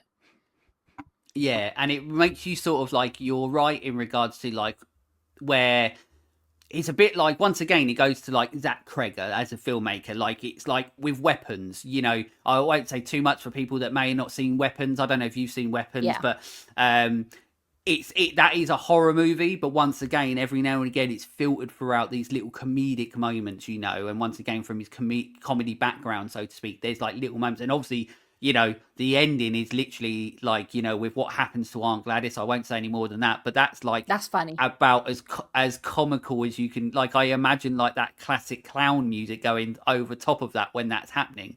You know, like, and it's so far removed from what the rest of the movie has been in that moment, and that's why I love it so much.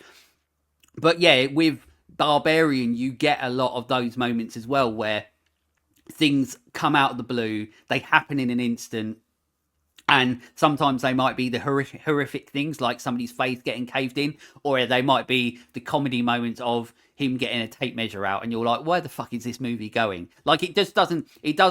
What's great about this movie, and I suppose Weapons in a way as well, although Weapons is a little bit different for me, but it doesn't really necessarily fit into a standard formula. Like, that's what I really like about this movie, is that it is like, it's essentially unapologetically like written to be exactly what it is.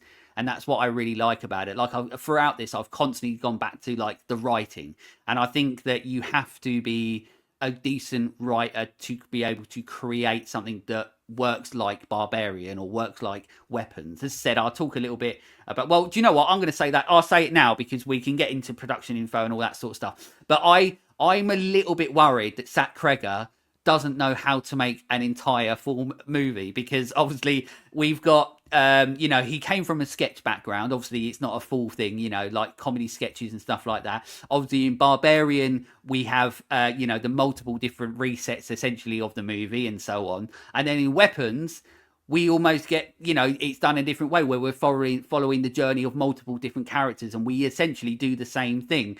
So I'm just waiting until we see Resident Evil for two things, because that's obviously his next movie. I'm waiting for two things. One, to see if his continuation of eyeball fetish, to see if that's a continuation, then we know he's fucked up.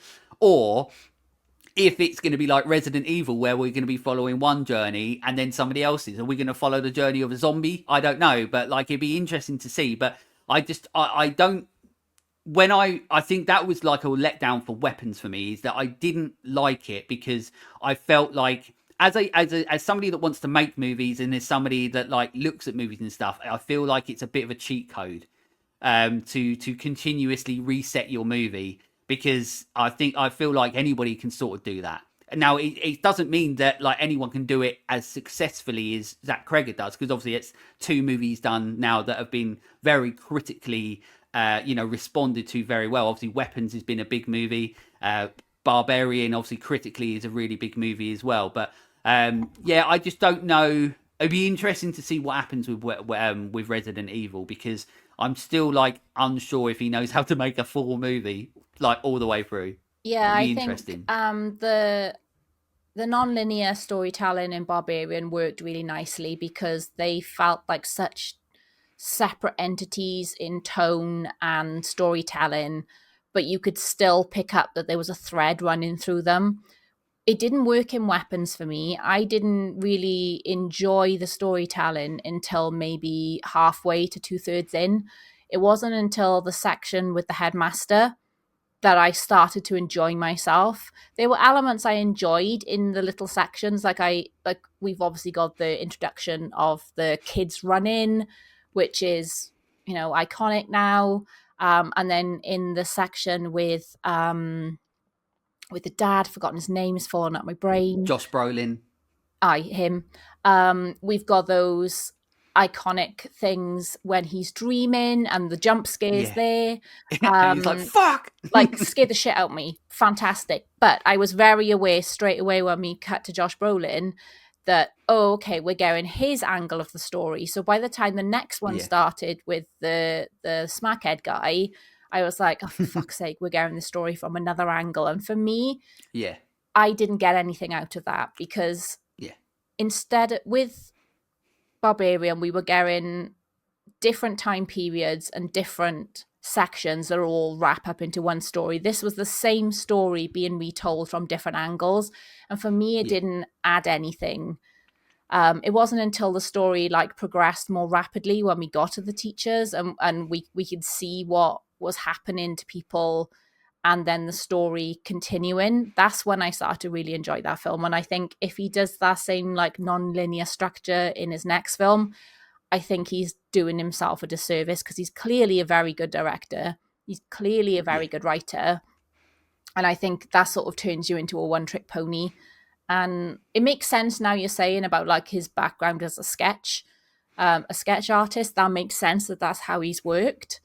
Yeah. And for, I think what he was trying to do with Weapons, I think it does make sense seeing that story from all the angles to have those little like stories, but it didn't work for me.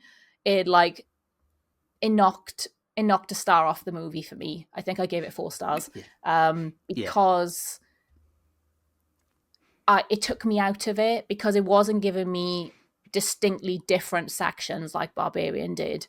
It was just more of the same from a different angle, and that was boring until the story and the action like really kicked off. Like I do love Weapons. I didn't enjoy it so much on the first watch because I loved Barbarian so much. I think by the time I saw Weapons, I'd seen Barbarian like 5 or 6 times. And it was definitely a victim of hype for me because I didn't see it until the Sunday. So people had already gone to see it on early screenings and secret screenings. And I read all these things about it was Cregger's best movie. It was the best movie of the year. And then I didn't like that storytelling until a point, and I was like, I'm not having a good time here. And then when I did start having a good time, I had a fucking great time. Yeah. But it on a second watch, I enjoyed it a lot more. But out of the 2 movies, like Barbarian is the better movie and the more enjoyable movie to me. But yeah, it'll be interesting to see because he only had 2 movies. It'll be interesting to see what a third one sort of goes like with characters and tone and narrative style. It'll be interesting to see what he does because he's clearly made some iconic characters. Gladys, we love her. Mama, we love her. I love me a fucking weird bitch. So I hope we get a weird bitch in Resident Evil. Yeah. Yeah, yeah, the way that you feel well about Weapons is essentially pretty much how I feel about it. You know, apart from like obviously being, you know, somebody that wants to do it, I feel like I'm a lot harsher on the side of you're being a fucking lazy writer. That's how I feel about it. So you know, but I give him some slack because of the fact that he's still creating things the way that he is. I just like it's like once again, like you said, like I've said, it'd be interesting to see what he does next with Resident Evil, how chopped and starting all over again that is.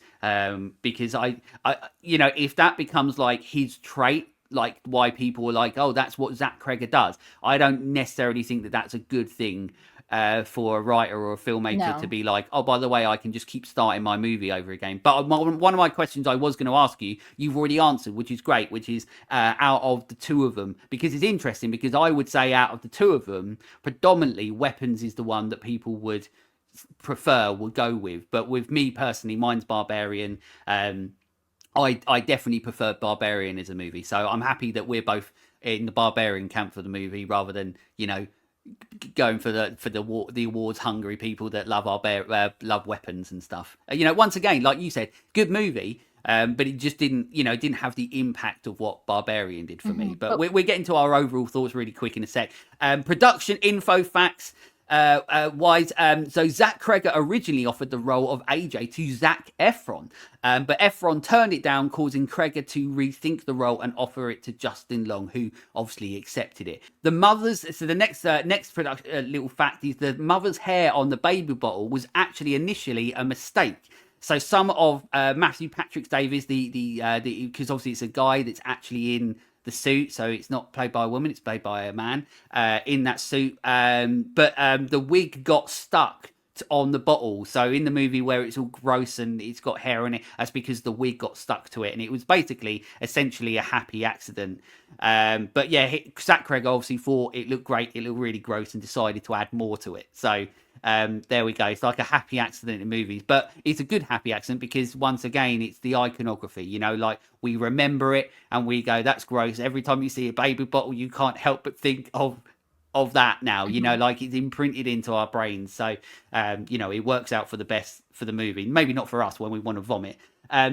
The wives make off-screen cameos. So Zach Cregger's real-life wife and actress Sarah Paxton, who you wouldn't have seen in Ty West's brilliant Innkeepers. Well, unless you think it's shit, then it's not brilliant. No, but I love Innkeepers. But she plays the voice of the narrator on the breastfeeding video, and the voice of Megan, who's AJ's victim on the phone. She plays the voice. And Justin Long's wife, who now, I don't know if they were married at the time, but Justin Long's wife, Kate Bosworth, plays the voice of AJ's publicist as well. So yeah, the wives are in the movie as well. So there we go. Overall, very quick thoughts on Barbarian. Obviously, we've gone through pretty much everything that we can say about it, but it's always nice to give overall thoughts on it. I think it's a 5-star movie. I love the balance of the sort of unpredictability of it, whilst also being disturbing and funny. I know a lot of people don't think it's funny. I think a lot of people think the scenes like being beaten to death with your own arms is stupid. Like, I think that shit's funny, and yeah, it's hilarious, it's visceral, and it elicits a response. And for me, that's a positive response. A lot of people just thought that was stupid, but I like a movie that's not afraid to be stupid, and there's elements of that in Weapons as well. So I'm hoping that's one thing I would like Zach Cregger to carry on with, is being stupid and not being afraid to make decisions that people would go, that's stupid. And you're like, actually, that's really fucking funny. It's, it's like going back to things like Evil Dead and Evil Dead 2 and Army of Darkness, like we said about. Those stupid slapstick moments that make no sense are actually what stand out to me as making that a really enjoyable movie. And yeah, I love that. So yeah, it's gross. Yeah, It's disturbing, but it's funny. And I love Mama. I don't know if you've got this about me yet, but I fucking love her. She's a sweet baby, and I feel so sorry for her. She's one of my favorite, like, good for her characters. Yeah, that ends horribly for her, sadly. But yeah, no, I mean, I really like this movie. I think it is one of those movies very much like you. Like, I saw it at the cinema. I was sort of blown away by it. I remember the year that it came out, 2022, was, in all honesty, probably the best year for horror for a long, long time when this year came out. And I remember that when I did the awards for it, it was so difficult for me to do. But I remember that I think I did put Barbarian in my top 5 movies of the year when this came out, with obviously some other amazing movies, but it was very difficult to pick. But this movie is done on a very, very high level. Like, it looks really good. It was a movie that was done on a low budget, but also like enough budget for it to do what it needed to do. Like, I can imagine you know, a lot of budgetary stuff went into, you know, the production cost of it, you know, rather than like, you know, the little things. You know, a lot of the big things take the cost on this movie rather than the little things that some people would focus on. You know, like sometimes it'd be like David Fincher spending 10 grand on a fucking book to put on the corner. This movie isn't that. This movie is more like putting the money into those big set pieces, those big moments where they have the payoff rather than the intricacies of like filmmaking and stuff. But the film looks really good. You know, it works really, really well. You know, I think this movie from start to finish works really well. I do, you know, this is our introduction to Zach Cregger's sort of feature film storytelling. As we've both said, Weapons, because it went down the same sort of route, that was a hindrance to it. But it wasn't for Barbarian because it was sort of the first time we saw it. But as you rightly said, like, it still felt like it worked. It all connected. It all made sense. You know, like you said about the voyeuristic approach when it was Richard Brake, like that's once again a really interesting look at how they do that. You know, rather than it just being filmed the way that everything else is, they chose to do it that way. I think that this is a really well written movie. I think Zach Cregger's a really good writer, and I think there's a lot of intelligence to this movie. And I think there's a lot more intelligence that goes into this movie than a lot of movies that we get in modern horror. You know, this is one of the, as I've said already, and I say all the time, modern horror isn't necessarily my favourite thing.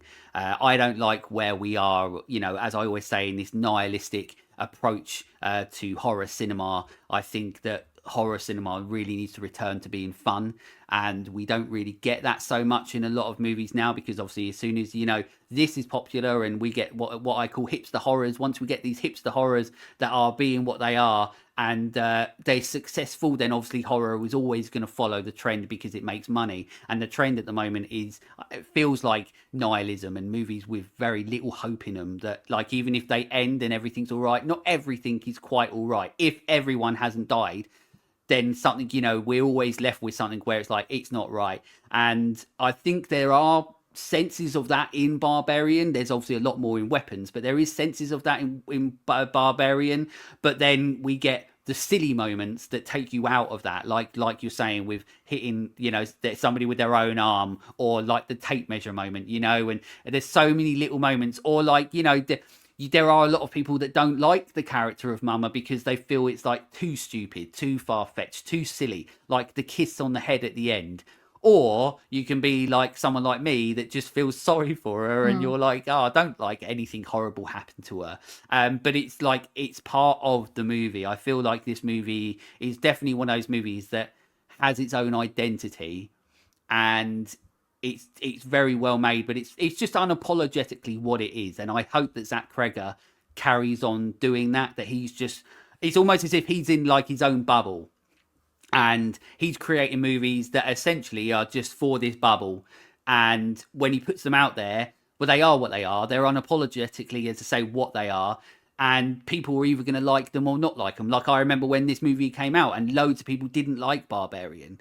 You know, there was a lot of reasons why people didn't like it. And I would always be like, well, you know, I really like it. And there's a lot of reasons why. So, yeah, Barbarian, I'm the same as you. I really like it. It's definitely my favourite out of the two he's done. But it'd be interesting to see where his fetish goes next. So because otherwise he is a fucking creep. But yeah, there we go. So I normally do on the show the segment Your First Time. This is why I've been so sad all the bloody episode, because Your First Time is the segment that I've done since I first started the show, now over 5 years ago. And sadly, no one has sent me over their first time horror movie memories. So for the first time ever, I don't get to read one out. So I'm super sad about it. All of you suck. I'm pissed off about it. And because I love getting them in, because I love reading them, but I love sharing them on. So sadly, we haven't. So I will ask my guest, Sam, do you remember your first time horror movie memory? Yeah, there's sort of two, and I have told these stories on other podcasts before, so anyone who's heard these stories before, apologies. It's Jaws was the first movie I remember watching. I would have been about 10, like lots of people. Watched her at a slumber party, watched her on VHS, absolutely loved it. the scene with the head coming out from under the boat. I Classic. thought that was hilarious. That should have set me apart from all the other kids at that point, if it didn't already, of me just guffawing at how funny I thought that was. And I made the dad rewind the video so we could watch that bit again whilst all the other girls were in their sleeping bags and screaming. There's me going, ha ha ha ha, there's a head. So yeah, Jaws is the first movie I remember watching. But the thing that's really like stuck out for me was only catching a glimpse of, but a glimpse of Silence of the Lambs, which is one of my favorite movies. The scene where Clarice is in the basement with the night vision well, she hasn't got the night vision goggles. James has got the night vision goggles on, and he's hunting her down. And my granddad was watching that when I was very little.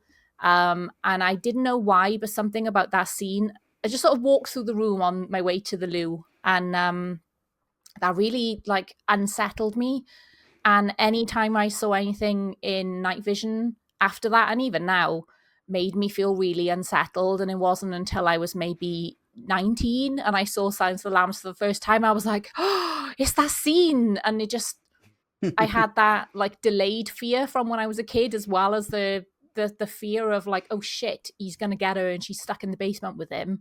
So two pretty good movies that really stick out as like being my first movies, but my mum didn't like me watching horror, so I didn't really watch horror by myself until I was like 16, and I could convince my dad to take me to Blockbuster and Global Video and get things when I had like nights at my dad's house. So I was a bit of a late bloomer with horror. So two very good movies, but not the sort of fun story that a lot of people have where they watched The Exorcist when they were 7 or anything. Yeah, well, that's it. Well, the good thing is that, and this happens like every now and again, is like where, your horror journey almost essentially started with a bit of trauma, but it didn't really sort of stop you, like Silence of the Lamb was like, oh, that's a bit unsettling. I don't know about that, but yet we're still here, like, and you're here in 2026 talking about horror still. And that's the thing. Like, I always say, like, horror is just like an addiction, like it's addictive. It's like a drug, really, like where you are on the journey, like, and so many people that I speak to, like sometimes their first horror movie memories are traumatic, but yet they just like kept going back to it, and then they become huge fans of horror from that point onwards, or afterwards as well. So that's why I love having this segment, because I love hearing people's first time memories, but also I find it always so interesting to the different journeys that people have been on in regards to horror. So as I said, all of you suck if you haven't sent me over a thing. So as usual, if you do want to have a shout out in the show, if you do want to have your first time horror movie read out on the show, just go into any of the socials, ideally Instagram, because it's easy. It's the only one I look at for 2 minutes and then sod off. But go on Instagram, send me a direct message, put it in detail, your first horror movie memory, and then I read it out on the show. Then you get a little bit of a shout out. It's like free promo. So just get on with it. Don't be a loser. Just send me over, and then I get to read them out and have some fun with it. But there we go. That's the episode. Now, Sammy, your time, the most difficult time, I know it is for me, but the time where you get to promote everything that you do with your podcast, with your socials, anything you want to promote, now's your time. Well, before I promote me, I got a couple of things to mention. Mentioned earlier about weapons probably being snubbed in awards. I think Amy Madigan won a Golden Globe last week for Best Supporting Actress. Oh, really? So she has won an award, and I think maybe, is it the Astra Awards?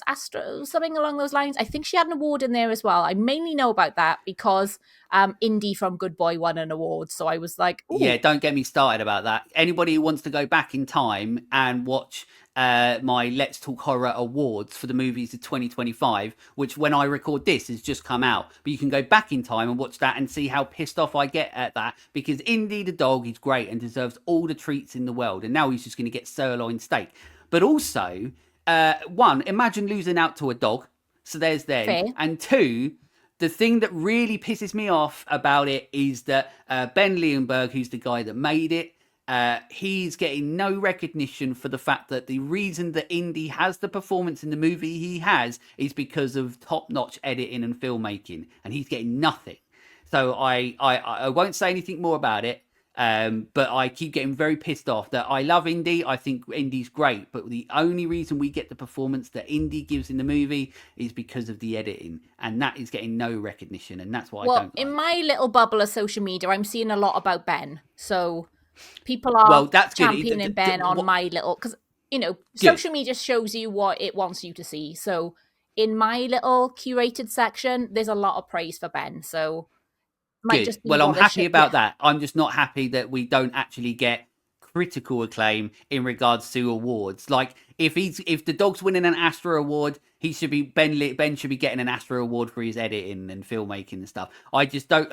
For me, it feels like a publicity stunt more than anything else, and I don't like that because filmmaking is a very, very hard thing to do. And when a dog who is great in the movie is rewarded for the success, but the success is only created because of the film that's being made by Ben Lindbergh and everybody involved, I don't like it. So I'm very sort of like, there's very few things that I'm very adamant or very harsh on. I try to be very constructive, but I get very pissed off when people aren't rewarded when they deserve to be. Yes, Indy the dog is bloody lovely, and I want to spend time with him and give him all the treats in the world. But at the same time, I want You want to give Ben respect. Lindbergh treats too. Yeah, absolutely. Yeah, I'll give him treats as well. Yeah, that's it. A scratch on the Um, head. and a little scratch on the head and say, "Well done, you did some bloody top-notch editing and filmmaking." Because that's what he deserves. But anyway, yeah, go on, promote everything that you do. So I've got a podcast called Horror Hyper Fixations, where I look at horror through a neurodivergent lens. So that is me talking about my experience as a horror lover and a late diagnosed gremlin with autism and ADHD. It's made a lot of sense in my life, and I'm finding that a lot of the horror community and a lot of my friends that I get on with really well are also autistic and or ADHD. And that's coloured a lot of the way we look at the world, especially horror. So we just have little feral conversations about the stuff that we love. And I really love doing it. I've been doing it for like 2 years. So there's 30 odd episodes there, I think, to catch up on. But I'm also on Instagram. There's a page for Instagram, page for the podcast on Instagram at Horror Hyper Fixations. But you can also follow me, sam.munster. So there's a mix on there then of film reviews, podcast stuff. I'm really lucky to get to go to press nights for plays and screenings for movies, cover film festivals. So there's a crazy mix of stuff on there. Very ADHD of me. My feed is all sorts of different stuff. Cats, toys, like you can see behind me, all sorts of nonsense. But come say hi, especially if you're neurodivergent, because I'm enjoying how many lovely little neurodivergent people there are in horror, and getting to learn more about ourselves and each other is always lovely. So anyone could come say hi, but especially the neurodivergents, we love you. There we go. So everybody, make sure that you go and support everything that Sam does, of course. And I hope that there's going to be some Mama posts on your page. Maybe sharing your love for Mama and stuff. Oh, absolutely. That'd be some fun. Maybe we can try and get someone to do some art with her in a carnival, like I keep saying, or something. I don't know why that's my go-to, but I just imagine her having so much fun in a little carnival. It's what she deserves. It's what she deserves. It's what she deserves, absolutely. But yeah, as said, please, everyone, make sure you go and see, find out and do everything that Sam does with her podcast, with a channel, on Instagram. As I always say, we always have to do everything we can to support all of us doing this on an independent level.